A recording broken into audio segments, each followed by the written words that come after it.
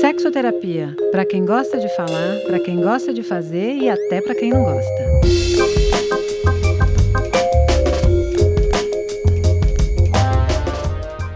Um caminho percorrido, mesmo quando chega ao fim, nos deixa marcados para sempre. Não somos os mesmos depois de um grande amor, de um casamento, de um trabalho longo ou que transformou as nossas vidas. Se despedir nunca é fácil. Pode amargar muito, como disse Luiz Gonzaga, se a gente é arrancado de repente do que se ama. Pode doer menos, se a lembrança é boa e as partes estão felizes com as possibilidades que se abrem à frente. Também pode ser um alívio, quando se tem coragem de colocar um ponto final no que não estava bom. Mas nunca será fácil. Você lida bem com despedidas? Há como fazer a dor ser menor? Dá para manter passado e futuro conectados e felizes dentro da gente? Despedidas é o tema de hoje do Sexoterapia. Esse espaço criado por Universal UOL para falar de sexo e relacionamento. Eu sou Marina Bessa e, ao meu lado, a minha companheira desses últimos 50 programas e muitas trocas inesquecíveis, Ana Canosa. Oi, Ana! Você lida bem com despedidas, Ana? Eu vou começar a chorar, hein? Oi, Marina, oi a todos os ouvintes e as ouvintes. Eu fiquei o tempo todo hoje com aquela música, não aprendi a dizer adeus, mas tenho que aceitar que amores vêm e vão, são aves de verão, se tens que me aceitar, que seja então feliz. Eu acho que eu lido bem com despedida, eu gosto, eu acho que eu sofro, o que tem que sofrer, eu acho que o luto faz parte, e eu gosto de entender que cada capítulo de uma história vai deixando lembranças e saudades. Eu gosto muito mais de olhar pelo lado da saudade, e para mim a saudade é uma referência de boas memórias. Mas eu acho que é difícil se despedir, né? Mas ela é necessária, é difícil a arte de se despedir de um amor. Pois é, né? Nem não é à toa que a gente está falando sobre esse tema hoje. Esse é um episódio especial, um episódio bônus, porque hoje essa tem uma razão de ser, essa nossa discussão. Essa é a minha última participação no Sexoterapia, né? Depois de um tempo longo, precioso de construção, crescimento, amadurecimento, a gente está chegando ao fim de um ciclo. Eu saio para desbravar novas paixões, mas eu nunca vou me esquecer desse amor maduro que a gente construiu por aqui. Né, Ana? Ó, não aprendi a dizer adeus, vou ficar chorando aqui o episódio inteiro. Mas como o nosso relacionamento é muito moderno, Ana, eu mesma vou abrir caminhos para o seu próximo amor. Você viu? Hoje nós vamos de trisal aqui no Sexoterapia. Ela me abandona, mas ela já deixa alguém para me socorrer e me acolher, né? Não, pois é, a gente vai fazer um trisal maravilhoso hoje, que a gente tem aqui com a gente, hoje à distância, mas bem pertinho, a Bárbara dos Anjos Lima, que é jornalista, editora de Universa, podcaster experiente, que vai conduzir o Sexoterapia a partir do próximo episódio. Ela já esteve aqui no Sexoterapia antes, já é prata da casa. Bárbara, bem-vinda. Queria saber como você lida com chegadas e partidas. Olha, eu lido aqui segurando o choro, que eu já estou chorando com vocês aqui, é desse jeito que eu lido. Estou emocionadíssima. Primeiro, obrigada, é uma honra estar aqui ocupando não, mas assim, tentando substituir a Marina. Espero que os ouvintes, minhas ouvintes, me recebam assim com um pouco de paciência, né? Porque eu estou tendo que vestir os calçados dessa mulher maravilhosa que eu admiro tanto, que eu conheço já há muitos anos, é uma amiga querida. Então, esse trisal é tão moderno que ela realmente me apresentou a minha nova mulher aqui, né? Foi ela que trouxe a Ana Canosa para a minha vida. Cara, eu gostei muito disso do que a Ana falou, porque tem muito a ver com como que eu lido com despedidas mesmo. Eu sou aqui, eu vou assim, choro, me debulho, vou, sabe assim, Elis Regina atrás da porta, derreto, choro tudo que eu tenho que chorar, e aí assim, luto curto, vivo as 7 fases, quase em uma semana, assim, mas eu vivo intensamente, assim, as despedidas, e E aí eu acho que vou para essa nova fase aí que a Marina falou, de achar legal, de descobertas, né? De tentar se reinventar com essas novas configurações e informações que vão surgindo através de uma despedida, porque toda despedida traz um novo começo, que eu acho que eu sou uma pessoa muito otimista, então eu tento focar nesse novo começo. Não, e como a gente começou a falar sobre esse tema e pensando, enfim, se valia a pena ou não fazer esse episódio de despedida, quando a Ana sugeriu esse tema, eu achei bom porque eu parei para pensar e, na verdade, isso dá muita conversa, né?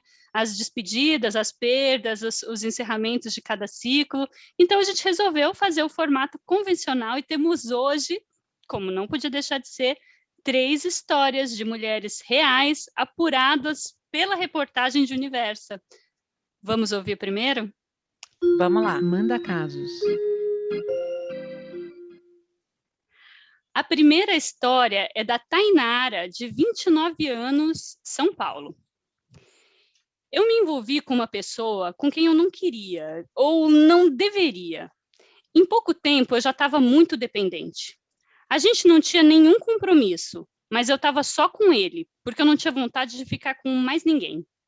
Eu sabia que estava ruim para mim, mas não queria terminar. Foi assim por 2 anos, mas por fim, eu não estava mais feliz. Eu percebi que eu não estava mais feliz. Eu estava sempre a ponto de ter uma crise, sempre muito alerta. Quando rompi de uma vez. Bloqueei a pessoa dos meus contatos e nunca mais o vi. Nas semanas que se seguiram, eu estava estranha, não conseguia encontrar prazer em nada. Eu procurei ajuda e descobri que era um luto. 1 ano e meio depois, eu ainda tenho dificuldade em seguir em frente. Ana, a Bárbara falou do luto, mas 1 ano e meio para superar um amor é normal? Olha só, eu acho que algumas pessoas passam por isso, e às vezes não é 1 ano e meio, às vezes são décadas, né? Nossa, gente, socorro! Porque tem uma coisa que, assim, a grande dificuldade da gente se despedir de um amor é porque a gente tem que se despedir do que a gente foi. Porque tem isso, né? Quem eu fui nessa relação, o que eu esperava, o que eu esperava que esse homem espelhasse em mim. Então, ela fala, por exemplo, que ela era dependente emocionalmente dele. Talvez essa mulher, eu não sei, né? Ouvindo à distância, talvez ela tivesse um transtorno de dependência emocional. Tem pessoas que dependem emocionalmente dos outros, tem pessoas que têm amor patológico, que eu acho que não é um pouco o caso dela, tem gente que tem ciúme patológico. Então, assim, veja, para ela poder abrir mão, ela precisa se despedir de uma função, de um papel de depender de alguém. E o dependente emocional, ele tem traços mais depressivos, ele tem traços mais melancólicos, né? Ele se sente no abandono totalmente quando o outro, a outra pessoa, né, não está presente. Então, é uma coisa para ela ver, né, por que ela precisa do outro. Eu sempre digo que é muito diferente a gente escolher viver com alguém do que precisar viver com outro. Quando você precisa viver com outro, isso já mostra uma dependência, né? Quer dizer, o outro precisa estar ali presente para espelhar você. Então, para eu me sentir bonita, para eu me sentir desejada, para eu me sentir querida, para eu, me sentir adequada e tudo mais que a gente vê, o outro precisa estar presente, né? Se tira o outro, eu não sei fazer essas escolhas, eu não sei me referenciar. E aí a pessoa se perde completamente. No caso da Tainara, Ana, tu acha que é diretamente ligada a esse homem? Porque eu fico pensando também que às vezes essas pessoas que têm essa personalidade vai vir um novo relacionamento e ela vai agir da mesma forma, né? Exatamente, por isso que eu falo que além da gente se despedir de alguém, a gente tem que se despedir de quem a gente foi, quem eu fui nessa relação. Né? E você sabe que tem alguns estudos que, quando pergunta assim, o que facilita uma pessoa a se despedir de um relacionamento? Né? É justamente você olhar, aquilo que você estava falando, Bárbara, de olhar para o futuro, para as possibilidades futuras. Se você vai e se despede do relacionamento, fazendo uma associação com a rejeição de quem você é, ou seja, você descobriu, e essa pessoa descobriu alguma coisa que você tem, aí você você sai do relacionamento dizendo assim, tá vendo? O outro foi embora porque eu sou muito grudenta, o outro foi embora porque eu sou uma pessoa difícil. Então, o que que você faz? Você faz uma referência de características difíceis e não uma projeção para o futuro. Eu posso ter sido difícil, mas no próximo relacionamento eu posso ser melhor. Então, isso faz totalmente diferença na projeção de você se despedir com a possibilidade de olhar para o futuro e uma nova relação. É porque é isso mesmo que a Bárbara falou, né? No depoimento dela, a gente nem consegue saber se era um relacionamento tóxico, por exemplo, que fazia mal para ela, ou se é ela que tem essa relação tóxica com ela mesma, né? Os E aí eu dados queria que ela... saber... Desculpa. Pode falar, Bá. As informações que ela fala aqui que me chocaram muito, assim, me chamaram muita atenção eu sabia que não estava bom, a gente não tinha um compromisso, então eu acho que tem muito espaço aí que ela foi criando desse relacionamento, né? E não estava bom, e mesmo assim ela continuava naquela relação. E por quê? E aí outra coisa que me chamou muito a atenção também bloqueei a pessoa de todos os meus contatos e nunca mais vi. Como se esse nunca te vi, sempre te amei pudesse resolver alguma coisa, assim, sabe? Porque não está seguindo nas redes sociais, a pessoa vai, entre aspas, ali, morrer para a gente, se é como a Ana está falando, uma coisa que a gente tem que resolver com a gente mesmo, tanto faz a pessoa estar no teu feed ou não, na verdade, né? Eu acho que sim. Agora, lógica, você sabe que eu também vi uma pesquisa que falava um pouco da maior dificuldade que as pessoas têm tido em se separar de ex-crushes, ex-parceiros e parceiras por conta das redes sociais, né? Porque você está ali tentando olhar e pimba, aparece a pessoa lá feliz com outra pessoa e você quer morrer.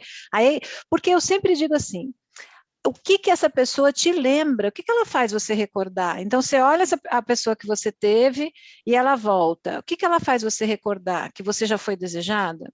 Ou que você foi abandonada? Porque depende muito da narrativa que você faz. Olha, eu chego com meus pacientes, eu encho o saco deles, eu falo assim, é o seguinte, ó, você vai se separar? Me conta qual é o final da tua história. O que é que você vai contar para mim? Me conta. E a pessoa começa, exercício né? Legal, hein? É um exercício bom, porque assim, se você começar a contar dizendo assim, nossa, eu perdi 7 anos da minha vida, acabou, gata, já começou mal. Já deu merda, porque você já está colocando... devendo. Você já está devendo, você já sai da... Então, assim, não é eu perdi 7 anos da minha vida, eu saio acabada porque eu fui traída. Minha filha, faz outra narrativa, porque o outro espelha isso para a gente. Então, eu acho muito importante a gente ter generosidade com a gente mesma, a gente se acarinhar, sabe? E a gente construir uma narrativa positiva de flexibilização e de novas possibilidades olhando para o futuro. Agora, claro, vem o outro lá o tempo todo na rede social, mexe com você, né? Quanto mais inseguro. E tem outra, né, gente? Vamos lá. Uma coisa é eu me despedir de um amor estando bem no trabalho, tendo amigos e amigas, tendo família, quer dizer, fazendo esporte, me sentindo bem, tendo saúde, isso é uma coisa. Porque, de alguma maneira, pode deixar você muito mal, mas você também tem aonde se agarrar. Agora, quando você aposta todas as fichas na relação afetiva para você ser feliz e fazer referência de positividade e autoestima, lascou-se. Tirou o tapete, cai que cai, né? Então, isso também é um alerta.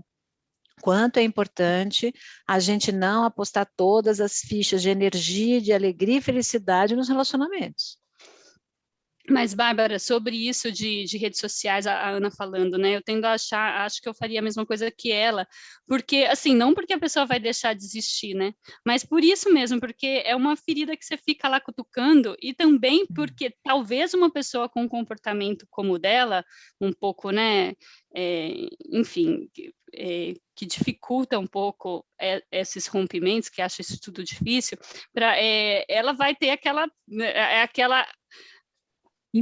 impulso de olhar nas redes, de procurar o cara, stalkear, né? O famoso o olhar não é o problema, né? O problema é mandar mensagem mesmo, mas o olhar já é o problema. Não, mas olhar também é ruim, não é? Será que é bom? Não sei, tudo tem a ver com o jeito que termina os ciclos, né? Não, eu concordo, eu acho que sim, e é horrível, porque a foto é sempre linda, a pessoa está sempre ótima na praia, tomando caipirinha no sol, bronzeada, emagreceu, e a gente está com um coque, cabelo oleoso e, sei lá, pijama, né? É sempre assim. Não, eu concordo, eu só acho que Não, o que eu quis dizer é que, assim, não deixar de seguir não resolve, né? O resolver pode ajudar, eu acho que sim. Agora, eu queria saber, Ana, qual é a diferença? Você falou que acha que o caso dela não é um caso de uma patologia, um problema dessas mulheres que amam demais, né? Que uma vez ficou famoso numa novela, lembra, Julia Câmara, uma mulher que ama demais. O que é que diferencia um comportamento normal de um comportamento que pode ser patológico? Então, por exemplo, a dependência emocional pode ser patológica.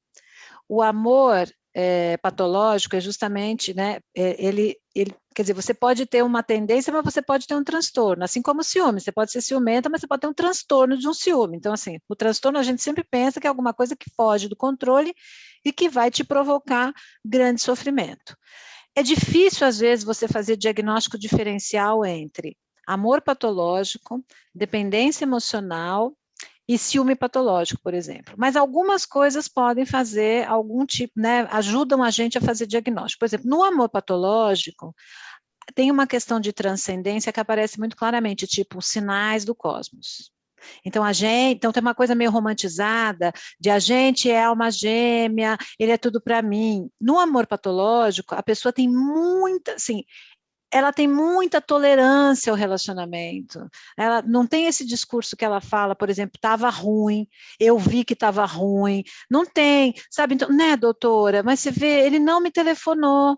Então, assim, a coisa vai, se estende, né? No amor patológico, a pessoa tem uma questão mais de agressão própria, ela fica muito num papel de vítima, né?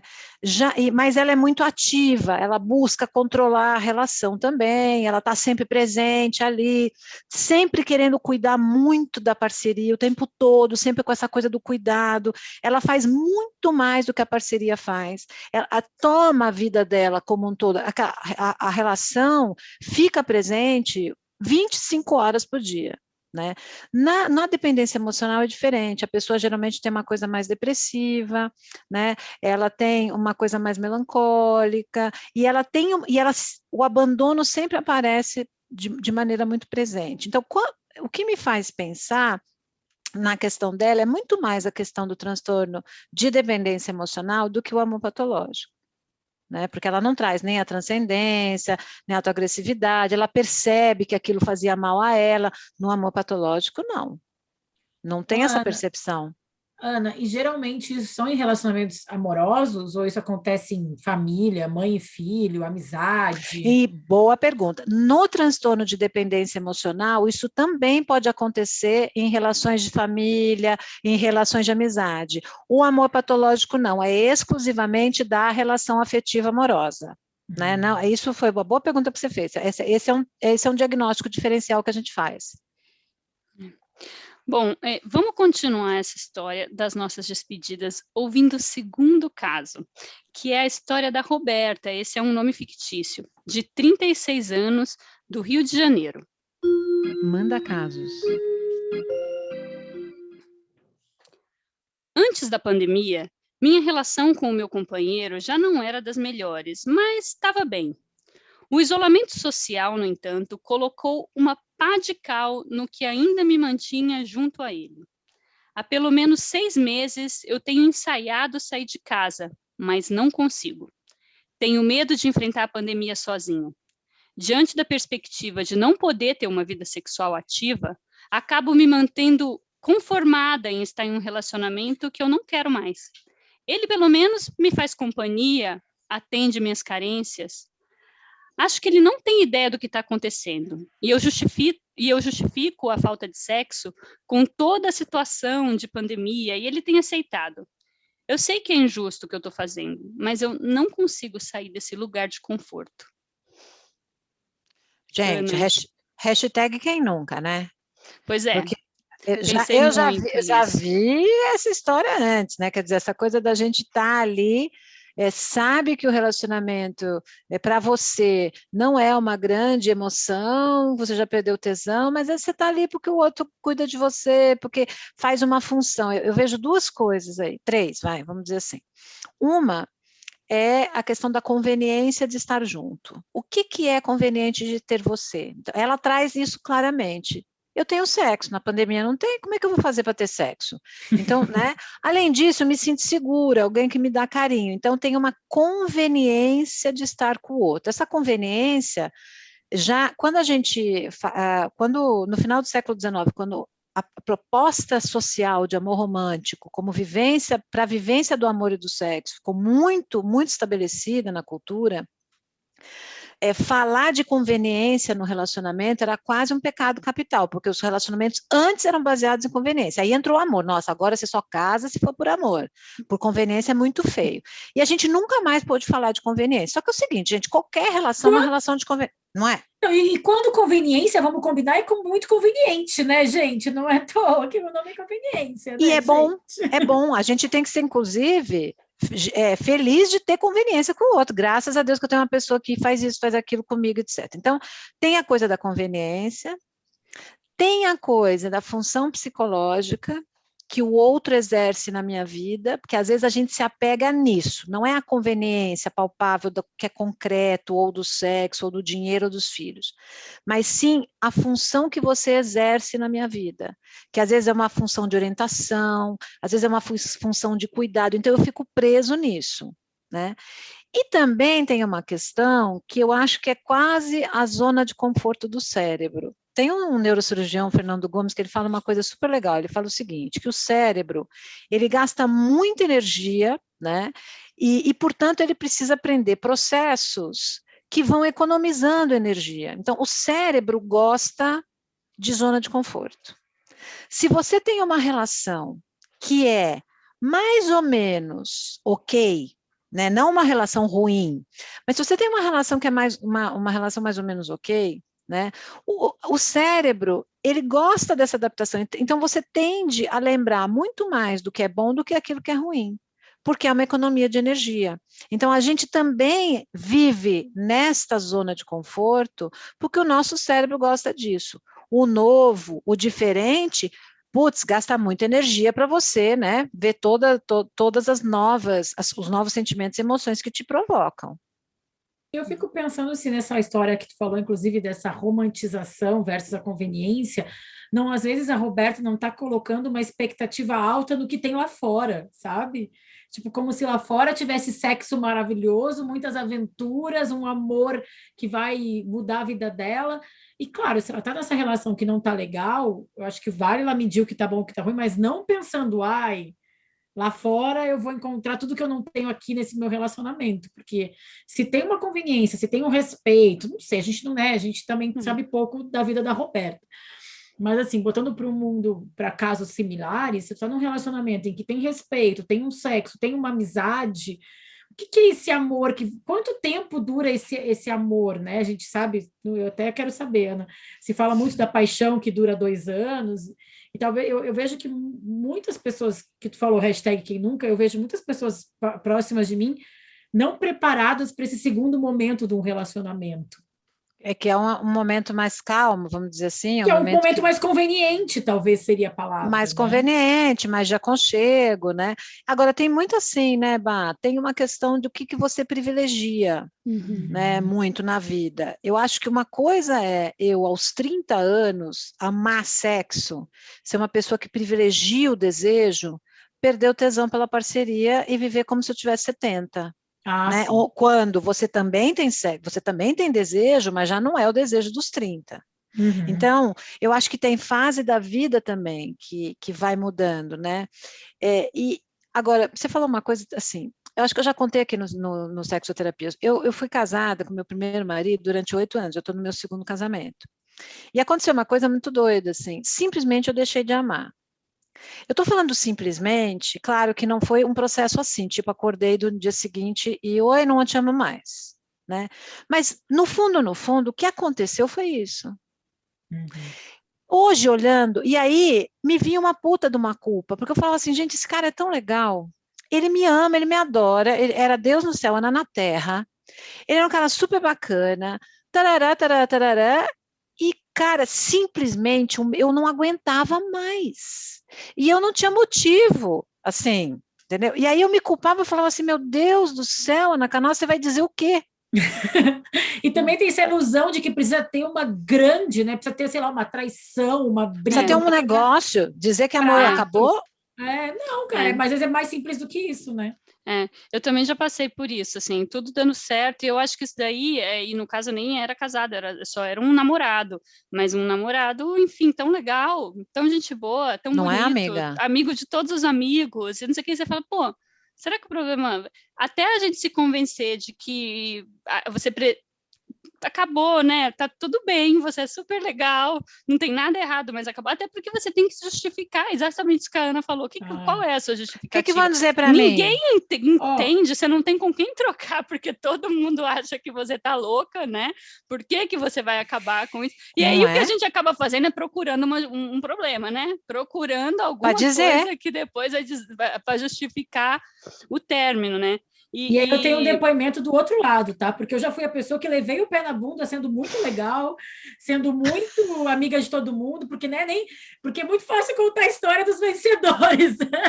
Então, aqui do meu lado, nessa história, também estava num relacionamento que estava tudo ótimo, tudo legal, amigos de todo mundo, tudo muito bem, não tinha briga, tinha sexo, tinha tudo, e acabou o amor. E eu ainda estava lá naquele lugar. E é muito difícil para os dois lados, mas quando tu chega num lugar aí, como a gente lida com o término, foi lá, chorei, escorreguei atrás da porta, ouvindo Elis Regina, mas quando tu entende que ninguém é vilão, a gente consegue fazer aquela cicatriz e curando de um jeito, porque eu acho que às vezes a gente criar essas justificativas é até mais cruel e mais injusto, assim, né? Provocar briga para ter, depois quando tu começa a voltar e analisar, é até mais injusto, porque tu coloca a pessoa que é legal, tu acaba meio que atiçando ela, quando tu só quer sair, tá tudo bem, melhor assim. Não, e quando o outro não quer? Porque no meu caso, eu fiquei 2 anos em terapia, todo dia eu chegava, já fazia, sei lá, 15 anos da terapia. E aí eu chegava para minha terapia, eu não aguentava mais, eu falava assim, cara, eu tô aqui toda semana, eu digo a mesma coisa, que eu não quero mais, e eu não consigo dizer não, eu não consigo.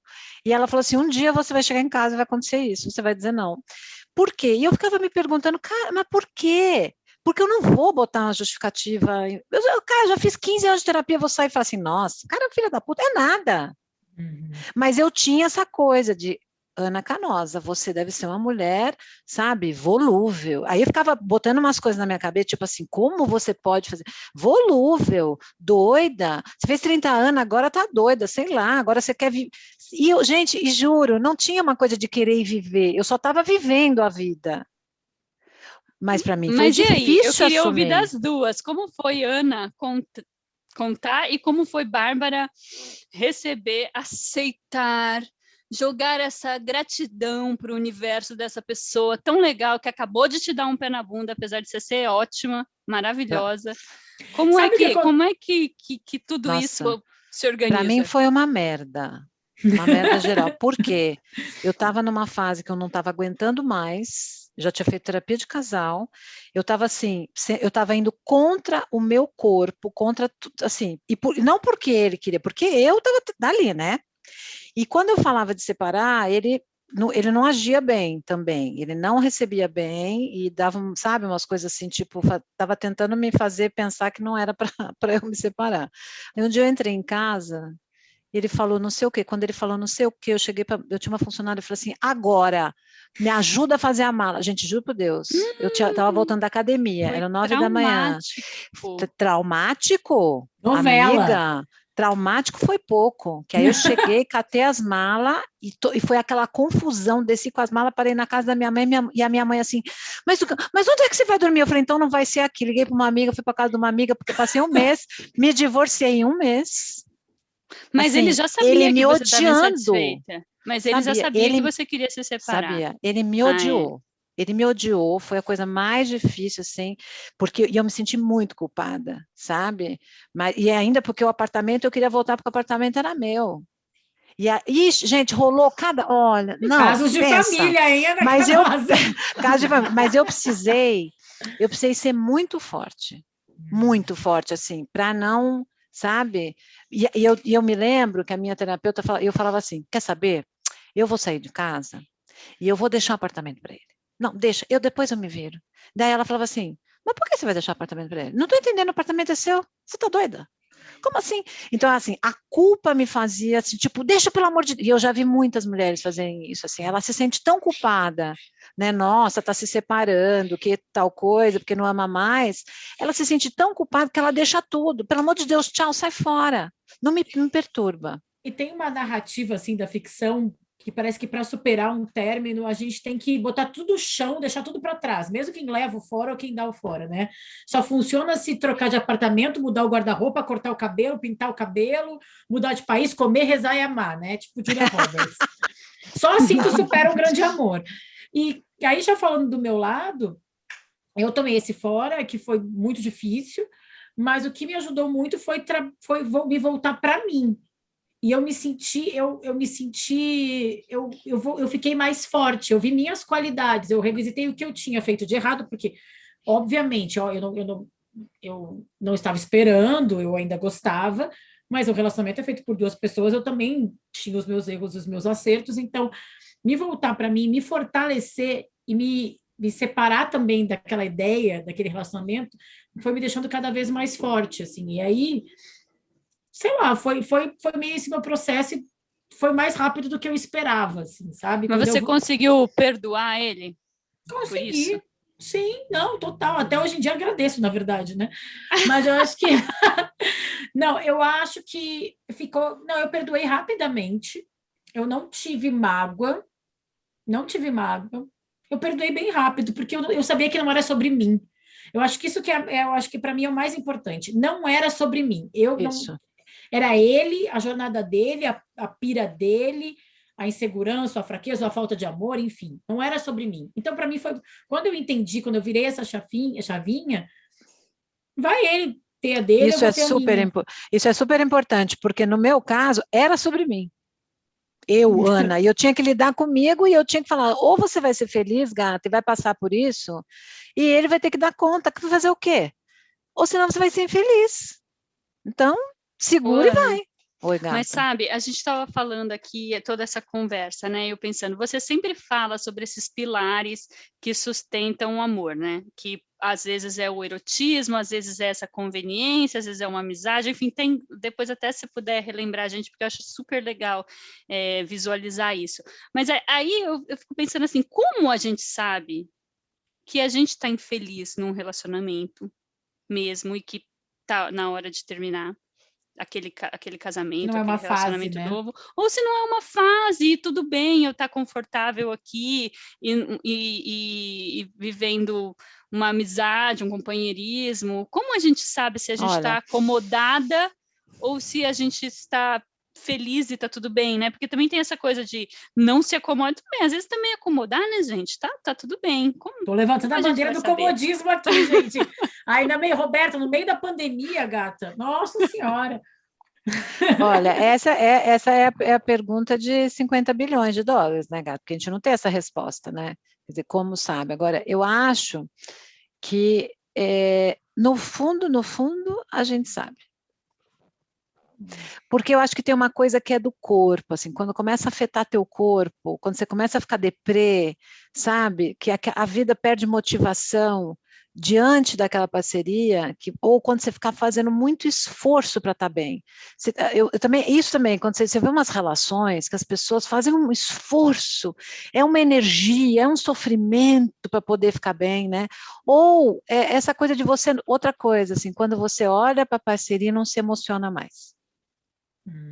Você pode ser, é legalzinho, é gente boa, é bacaninha, mas não te provoca mais uma emoção, assim, de uma emoção de você ser, não uma emoção fraterna, mas, sabe, é muito difícil. É difícil mesmo. Olha, veja, por exemplo, eu me deparo com isso com os meus pacientes o tempo todo. Pessoas que amam as suas parcerias, né, e aí se apaixonam por outras. Como é que você vai abandonar um amor para ir atrás de uma paixão? É uma escolha que você faz, né? É uma escolha. Eu acho que a gente sempre tem que ter um pouco essa visão de que vai dar tudo bem, entendeu? Vai dar tudo certo. Por mais que eu deixe aqui, eu vou ser feliz lá na frente. Eu sempre acho que olhar o futuro tem isso. Mas é muito difícil, Marina. Não acho fácil ter essa percepção. Essa sempre, certeza. eu acho que não. É o que fica na nossa cabeça nessas situações, é assim, putz, né, ainda mais se é um casamento, se tem filho envolvido, as coisas vão se complicando, né? Então, será que eu estou enganada em relação a isso e eu vou pôr tudo a perder, né? Não é fácil tomar essa decisão, né? Não. Enfim, E eu falo para de meus uma pacientes separação. assim, eu falo assim, você vai se arrepender, viu? Se prepara, não vem. Aí a pessoa toma um puta susto, mas claro que você vai se arrepender. Primeira vez que se sentir sozinho, ou quando você não souber nem num bar para paquerar, na época que podia ir para bar, você vai se arrepender. Primeira vez que você tem uma dor de cabeça e o outro não poder vir trazer o seu chazinho, você vai se arrepender. Isso faz parte, é um arrependimento de um lugar que você estava. Agora, mais do que você procurar, sabe, Marina, se ama ou não, porque às vezes a gente ama, mas ama de maneira fraterna. É muito mais o que você precisa para ser feliz daqui para diante. Então, olha, eu posso amar, mas eu preciso de outra coisa nesse momento. Tem uma outra coisa me chamando, muito importante, que tem a ver comigo, que vai me fazer feliz. Porque se a gente for só olhar para a história do amor, lascou-se. Porque às vezes você ama fraternalmente aquela pessoa tem um significado na sua vida muito importante. Então, se você for olhar para isso, você não separa. Em alguns casos, né? Isso quando nós estamos falando de relações boas. Você não separa. E decidiu separar, Ana, tem um jeito de fazer essa despedida ser menos dolorosa? Nossa, não, eu acho que sim, mas acho que você precisa ter muita maturidade de ambas as partes para fazer essa despedida. Mas tem que ter uma despedida? Eu não sei se tem que ter uma despedida, mas eu acho que a narrativa fica. Eu acho que você precisa construir uma narrativa que seja satisfatória para os dois, sabe? Assim, Não, uma despedida assim, dos formal. dois. Eu não sei se é formal, mas assim, um processo entre aquela dupla. Ou eu posso superar comigo mesma na terapia, com as minhas amigas no bar, ou sei.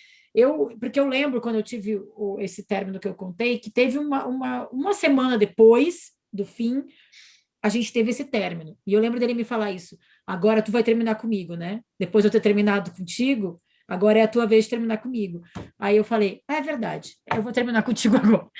E aí eu lembro que eu falei, não, eu não faria nada diferente. E aí foi assim... Fechou um ciclo. Fechou, eu achei que foi importante, assim, sabe? Não foi, nossa, sei lá, não subiu os créditos do filme depois. Mas fechou um ciclo, como disse a Marina. Eu não acho que precisa fazer... O ideal seria fazer os dois, né? Os dois chegarem a um acordo, dizer, não, é verdade, você não quer mais, puxa vida, eu vou ter que aguentar isso, que sofrimento, como é que a gente faz?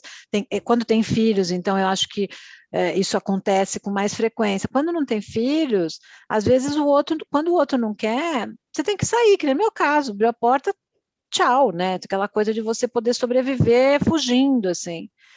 Coisa horrível. Nossa, nem gosto de lembrar, gente, foi uma coisa difícil. Fica uma cicatriz, né? Eu acho que, assim, essas separações de coisas que depois de um relacionamento muito longo, sempre deixa, né? Depois de um tempo, você pode até conseguir olhar para aquilo com uma nostalgia boa, essa saudade que pode ser boa, né? Como diz a música lá do Luiz Gonzaga, pode até ser boa, se você lembra daquela coisa que não te faz sofrer, né? Mas quando é uma coisa que... algo não ficou bem resolvido, ou sei lá, talvez, né, Ana, você se sente mal porque talvez não tenha sido o melhor jeito de fazer, você causou um sofrimento numa pessoa muito grande, sempre fica uma cicatriz nos dois lados, né? Mas às vezes é o que dá para fazer também, né? Às vezes vai tentar fazer uma coisa e o outro não está afim de te ouvir também, tem que respeitar, né? Nossa! Eu tentei durante 2 anos convencer a pessoa. Agora o quê? Tu vai vir aqui e ainda tem que te perdoar por tu me dar um pé na bunda? Não, né, querida? Exatamente, né? Também o outro tem direito, né? Tem direito nossa, eu fui tão legal, eu expliquei para ele, mas eu tô puta, né? Tá doendo, tá doendo em mim, né? Ai, gente, vamos para o nosso último caso, mas antes, o intervalo. Splash é o podcast de entretenimento do UOL.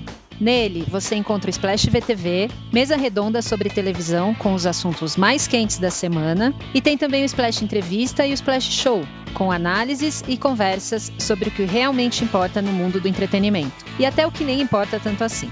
Você pode acompanhar os programas de Splash no UOL, no YouTube e nas plataformas de podcast.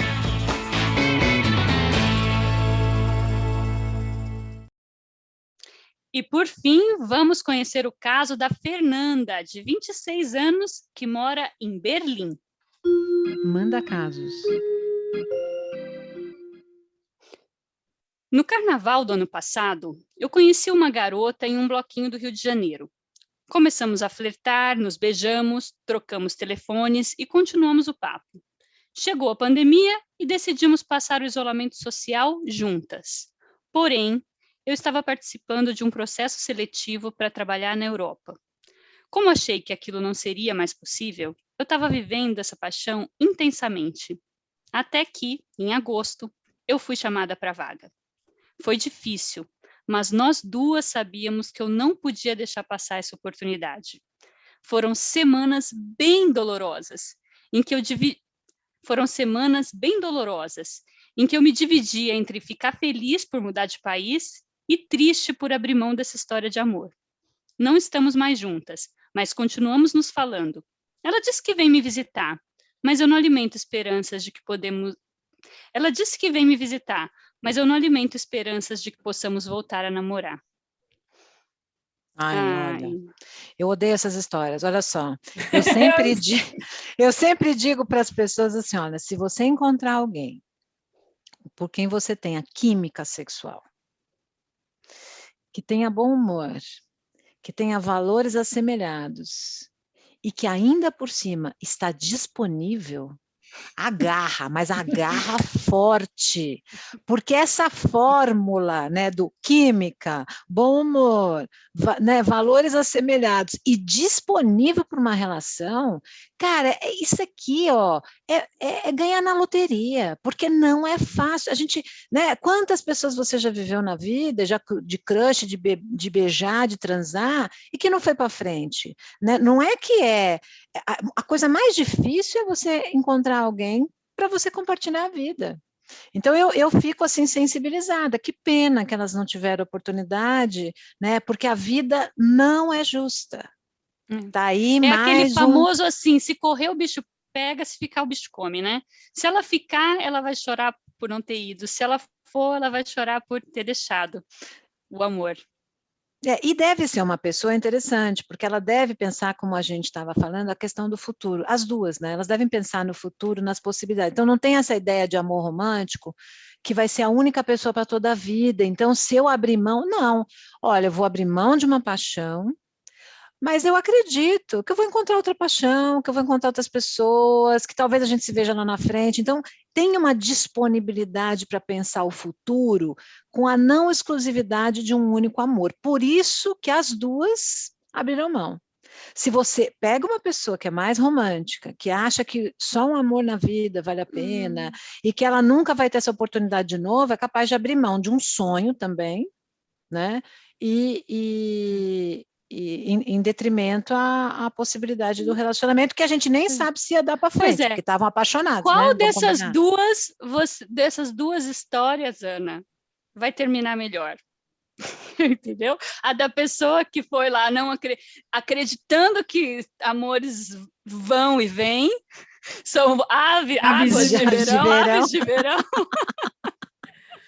E que vou viver, não vou perder essa oportunidade de morar no exterior, de ter uma carreira, de uma coisa que eu trabalhei, que eu sei, ou essa que ficou ali depositando todas as fichas numa paixão que ela acha que de repente poderia ser um grande amor, não sei. Estou sendo bem tendenciosa, mas eu tenho...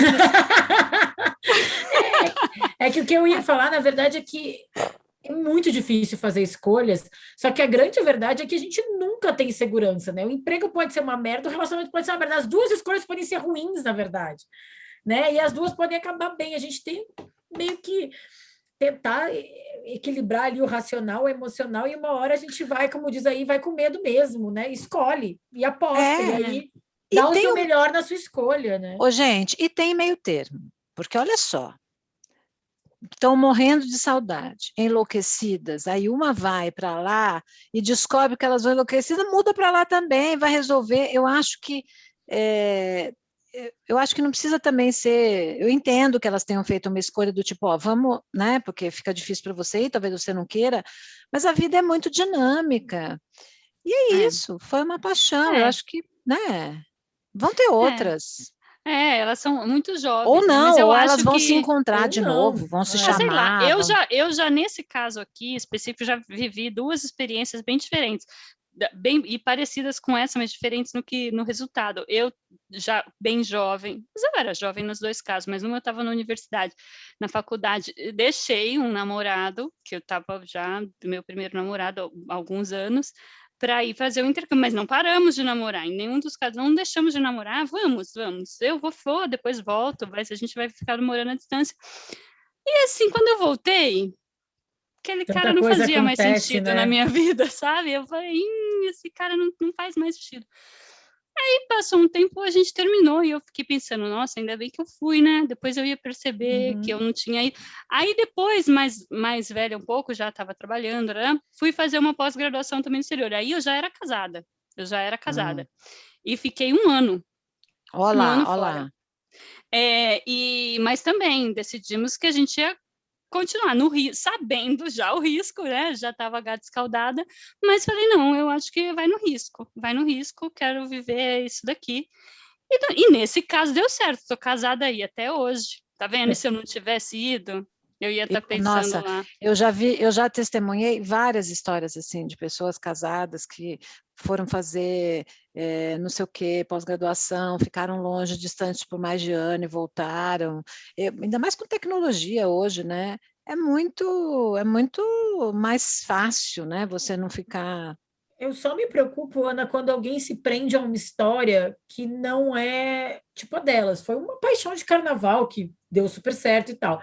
Mas aí a pessoa se muda para a Alemanha e não vive aquela experiência completa, deixa de repente de conhecer outras pessoas lá, se envolver de verdade nessa nova experiência de vida, porque está presa Tá presa, sim. na crush aqui do Brasil. Que às vezes é só uma crush, né? Então, eu não sei, eu tenho mais a tendência, não sei, claro, né? Nas histórias que a Marina falou, já estava num relacionamento mais sério, nos dois exemplos dela, na verdade. Mas se tu faz uma escolha, eu não sei, eu sou mais do time de, agora que eu vou de coração, eu vou inteira, sabe? Mas ela está indo, né? Ela falou, olha, É. eu não tenho esperança, assim, eu não vou ficar botando ela, foi nessa, né? As duas foram nessa. Mas eu já vi também histórias de amor, eu tenho uma amiga muito querida que aconteceu isso, ela teve uma paixão muito grande na escola, daí eles se separaram também porque ele foi morar fora, e aí, sabe, imagina, jovem, morar fora, não sei o quê, e depois de muito tempo, eles se reencontraram e estão casados até hoje, assim, primeiro namorado, aí eles viveram outras histórias, assim, veja, a vida, gente, tem muita coisa, essa é a né? melhor história, né? É Se muito todos pudessem ser assim. Pois é. Você vai, fica aí, daqui a pouquinho eu volto. Agora, tem uma coisa que eu acho que viver. Agora tem uma coisa que eu acho que é importante, bom, aliás, isso eu escuto direto no consultório, né? Se eu pudesse chegar para o meu marido e falar assim, olha, deixa eu ir ali um pouquinho. Eu guardar no potinho, né? Gente, eu tenho tanta raiva. Fica aqui um pouquinho, eu vou ali, vou ter uma relação extraconjugal, vou viver uma paixão, já volto, tá? E todo mundo olha para mim e fala assim, é isso mesmo que eu queria fazer. Eu falei, mas não vai dar. Então vamos trabalhar esse negócio. Mas eu ainda acho bem que existe terapia, né? Ainda bem que existe consultório. Eu acho que tem uma coisa muito interessante também, que deve ser marcada nesse caso, é como as mulheres hoje também valorizam o trabalho, né? Quer dizer, se fosse 20, 30 anos atrás, eu não sei se essa moça faria isso. Talvez ela fosse mais marcada com essa ideia do amor romântico, né? De não privilegiar tanto o trabalho. Hoje não. Né? Hoje eu acho que isso está muito mais igualitário, pelo menos nos grandes centros urbanos, das mulheres também fazendo questão do trabalho, entendendo que o trabalho também reforça a sua própria autonomia, que traz muito prazer, né? Que alimenta a autoestima. Então, legal também, né? Acho que a gente marcar essa questão. Ana, mas esse caso aqui é o caso com o qual eu me identifico agora, né? Porque a gente fala dessas dificuldades de dar adeus e de fazer escolhas, né? Na vida, e eu acho que isso daí também acontece com o trabalho, por exemplo, né? E enfim, com uma cidade que você vai deixar, com um trabalho que você vai deixar, tá tudo bem aqui, por que eu vou deixar isso daqui e fazer alguma outra coisa que é um risco, que pode não dar certo, né, que as pessoas podem ser chatas, que pode me estressar, que pode ser, enfim, por que a gente se arrisca? Por que a gente, de vez em quando, decide que acabou um ciclo, aquele ciclo precisa ser encerrado para você começar um próximo, né? Mas também, acho que essas coisas, assim, essas emoções que balançam a gente, né? É motivação para a nossa vida, né? Essa emoção, esse risco, um pouco de risco, a gente falou, tudo bem ali ficar conformada num relacionamento, mas acho que o tempo inteiro a gente está buscando, né, Ana, essa emoção que você falou, né? Da gente, a emoção no relacionamento, a emoção no trabalho, esse friozinho na barriga que às vezes acontece, que a gente nunca sabe se vai dar certo ou não, mas que traz um saborzinho, né, para a vida da gente. Eu acho que sim, né? Eu acho que é aquela história que é muito difícil trocar o certo pelo duvidoso, né? Mas, meu bem, nem, né, tudo é duvidoso, não tem nada certo na vida.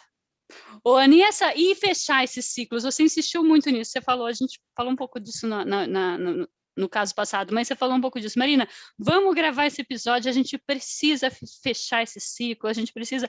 Isso também é necessário nos relacionamentos, mesmo que não seja com o outro, pra gente, internamente, quais são os ciclos que precisam ser fechados para uma despedida? Eu acho que precisa fechar com uma declaração de afeto, de amor e de vida, sabe assim? Quando, por exemplo, quando a gente pensa na despedida, eu sempre penso no luto, né? As despedidas promovem lutos. E nós vivemos lutos diários. Claro que a despedida de um amor, de uma pessoa, de um trabalho importante, de um país, o luto pode ser maior, porque você está se despedindo de coisas bastante significativas.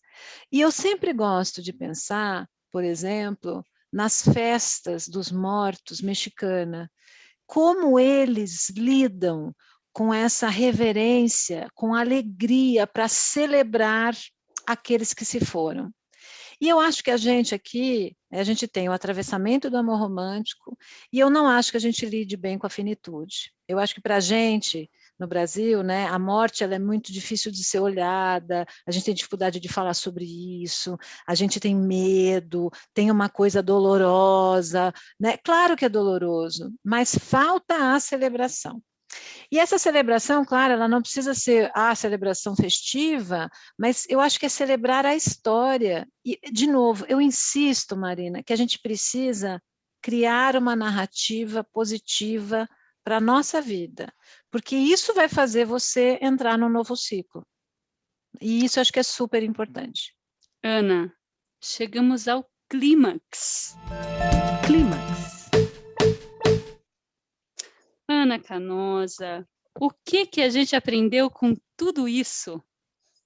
Pois é, a gente aprendeu que nós não sabemos nos despedir, pois a morte espelha a solidão existencial.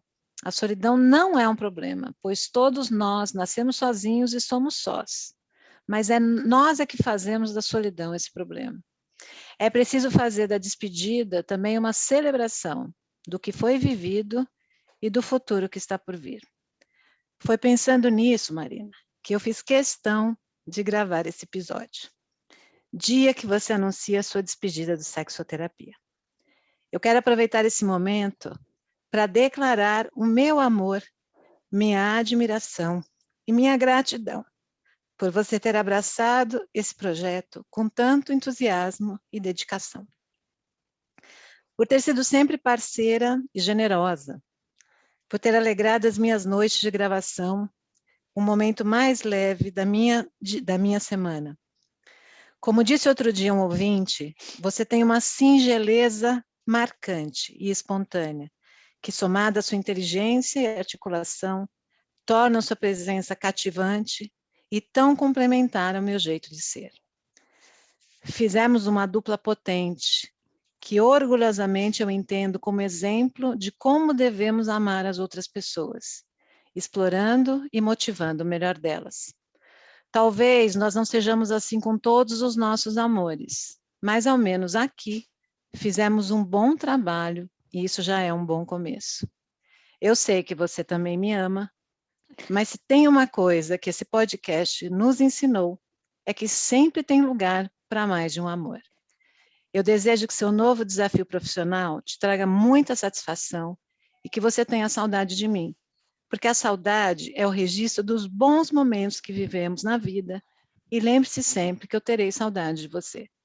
É mesmo difícil trocar o certo pelo duvidoso, mas lembre-se que tudo é duvidoso, nada é certo, e conte comigo sempre que você precisar. Foi bom para você? Ai, Ana, assim fica difícil, né? Foi bom para você, para mim foi muito bom, né? Não vou ficar me prolongando aqui, mas eu vou ficar com muita saudade. Eu vou ficar com muita saudade de vocês e dessas conversas, e fico muito satisfeita de saber também que como a gente vê toda semana, né, Ana, que esse nosso trabalho aqui rendeu muito, e que a gente ajudou muita gente, divertiu muita gente e tem construído um bom conhecimento sobre sexualidade e relacionamento. Mas, enfim, vou continuar presente e acompanhando, porque ninguém vai ficar triste com a Bárbara em volta, que a Bárbara é esse solzinho, essa alegria presente, então vai ser muito legal também. Enfim, Bárbara, para finalizar, esse daqui é o nosso quadro das dicas, das indicações para os nossos ouvintes, de livros, de podcast, de filmes, séries. O que você tem para indicar para a gente hoje? Vamos sair daqui hoje toda borrada, Nossa, maquiagem toda escorrida. Coisa mais linda, vocês duas. Nossa, assim, enfim, vou chegar nas minhas dicas, acho que é o melhor que eu posso fazer. Vou indicar duas coisas, vou indicar 2 filmes. O primeiro filme que eu quero indicar é um filme fofo, uma comédia romântica peruana da Netflix, chama Como Superar um Fora. Ele associa diretamente o fim de um relacionamento a uma morte, como a Ana disse, ao luto. Os primeiros 15 minutos iniciais do filme, a moça que levou um fora inesperado do boy, ela passa pelas aqueles fases do luto, né? São 5, Ana? Acho que são 5, não sei ela agora. passa negação, barganha, isso. Ela passa por cada um, e eles vão Raiva, explicando né? raiva e até a superação. Ela mostra todas essas fases de um jeito bem leve, divertido, e eu acho que é sempre legal a gente assistir filmes que saiam daquela visão que a gente está acostumada, né? Que é quase sempre americano, no máximo europeia. Então, esse filme é um filme peruano e é muito legal, fácil de assistir, porque está na Netflix. E tem um outro filme que eu amo, é um clássico, e eu só queria falar por causa exatamente da coisa da despedida e do encerrar um ciclo, é O Casamento do Meu Melhor Amigo, é uma comédia romântica clássica de 1997 com a Julia Roberts, e ela ali está perdendo 2 coisas, ela está perdendo um grande amor, que ela descobriu que ali ela amava ainda esse cara, que era um ex dela, e virou um grande amigo, e está perdendo uma relação, está perdendo meio que o primeiro lugar isolado na vida desse homem, que até então era o melhor amigo e um grande amor da vida dela, porque ele vai casar com outra mulher, que é a Cameron Diaz, num papel engraçadíssimo. E aí tem uma cena que esse filme tem várias cenas antológicas com música, que todo mundo canta, mas tem uma cena que eu quero chamar a atenção para esse caso que a gente está falando aqui, que é uma cena em que os dois estão, o Dermot Murray, que é o ator, e a Julia Roberts, numa barca, e eles dançam por uma última vez a música dos dois, que é The Way You Look Tonight, do Frank Sinatra. E aí eles dançam e choram e se despedem daquela relação que eles entendem ali que nunca mais vai ser a mesma. É uma cena assim que às vezes para algumas pessoas que assistiram uma vez pode até passar desapercebida, mas ela é de uma grandiosidade e de uma simplicidade, mas de uma emoção tão forte assim que eu me arrepio até de lembrar, assim. Que eu acho que é isso que a Ana falou, de marcar a importância dos finais dos ciclos. E perceber, né? Perceber a importância, né? Às vezes a gente deixa passar sem perceber o quanto que aqueles momentos, ou aquela pessoa, ou aquela situação foi importante para você, né? É isso. E você, Ana? Olha, o que tem de bom para a gente hoje? O Brilho Eterno de uma Mente Sem Lembranças, que é lindíssimo, né? Que esse casal que fica tentando separar e essa dor, e de repente ela aceita, a protagonista aceita passar por um procedimento, lá um tratamento para tirar ele da lembrança, e ele fica assim inconformado, quer dizer, como é que essa mulher quer me tirar da lembrança, que é aquilo que a gente está falando da saudade, que é um filme muito bonito. eu acho que é uma indicação legal.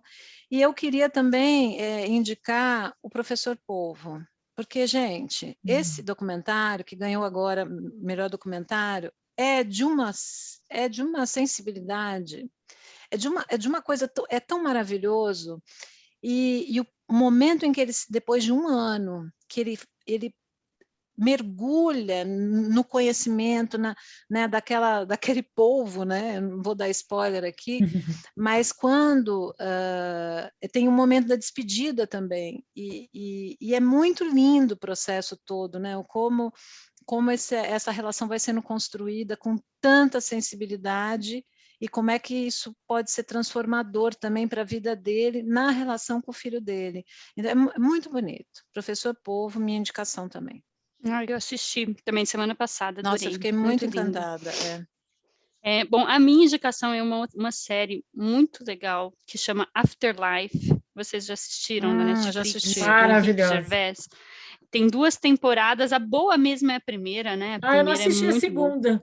Tem a segunda, mas a boa é a primeira, que é a história de um cara que perde a esposa, né? Que é um outro tipo de despedida. A esposa morre, ela teve câncer e morre, e ele tem que aprender a viver de novo sem ela, né? Então, toda a primeira temporada é uma despedida da esposa, e ele tentando se encontrar, entender o que seria a vida a partir de então.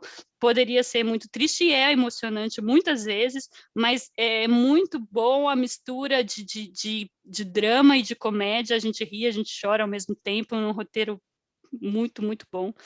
Acho que vale muito a pena assistir. É isso. Queridonas do meu coração, não vou aguentar. Finalizamos o episódio 50 do Sexoterapia com essa faixa bônus e deliciosa, essa conversa incrível. A Ana, essa companheirona, enfim, vou reunir todos os apostos que eu já fiz dela nesses 50 episódios, de inspiradora, linda, genial, sabida, inteligente, bem-humorada, enfim, um aprendizado muito grande. Muito obrigada a todos vocês aqui até hoje, foi um prazer. E agora eu quero saber o que vem por aí, Bárbara.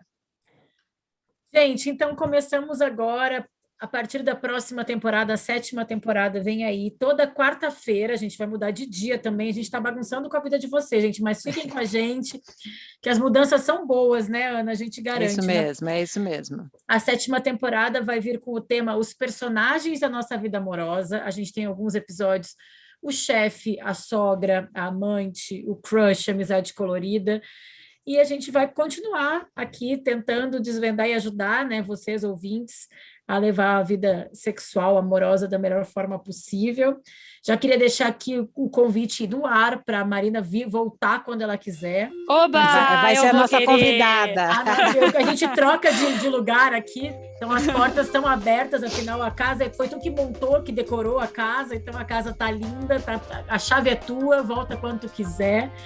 E é isso, obrigada, estou muito feliz de estar aqui com vocês e espero que eu consiga ficar à altura da Marina, que já falei que adoro, que é uma profissional que eu admiro muito. Então, a partir de agora, toda quarta-feira, Sexoterapia com a 7ª temporada, os amores, os personagens da nossa vida amorosa. É isso aí. Até mais, gente. Até. Siga o Universal UOL nas redes sociais e compartilhe com a gente a sua história. Quem sabe o seu dilema não é o próximo a ser tratado por aqui? Você pode ouvir este e outros podcasts do UOL em uol.com.br/podcasts. Sexoterapia tem apresentação de Marina Bessa e Ana Canosa. Edição de áudio de João Pedro Pinheiro. Reportagem de Natália Eiras. Produção de Laura Capanema. E coordenação de Juliana Carpanês.